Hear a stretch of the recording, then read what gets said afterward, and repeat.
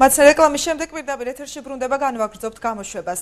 ინოვაციური სოციალური იდეა ბათუმს თემაზე ბათუმის მერია კონკურსს აცხადებს. ახალგაზრდობის განათლება, კულტურის, ტურიზმის, ჯანდაცვისა და სოციალური მომსახურების, ურბანული განვითარებისა და ადგილობრივი თვითმმართველობის რეფორმის ხელშეწყობის სფეროებში იდეის წარდგენა როგორც ფიზიკურ პირს, ისე საინიციატივო ჯგუფს შეუძლია. მსურველება მონაწილეობისადმი სპეციალური აპლიკაცია უნდა შეავსონ, რომელიც მერიის ოფიციალურ ვებგვერდზეა განთავსებული.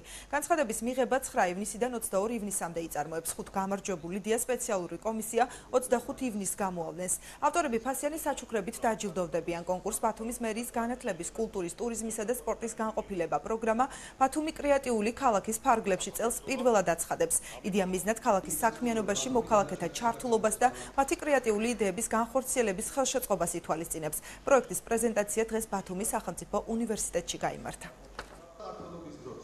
ითვალისწინებს ეს პროექტი იდეათა ბანკის შექმნას, რომ დაჯილდოვდება ყველა ეკონომიურად დასაბუთებული და ესთეტიურად გამართული პროექტი, რომელიც ითვალისწინებს ფართო მასების, მაქსიმალური ფართო მასების ჩართულობას მერიის მუნიციპალურ საქმიანობაში.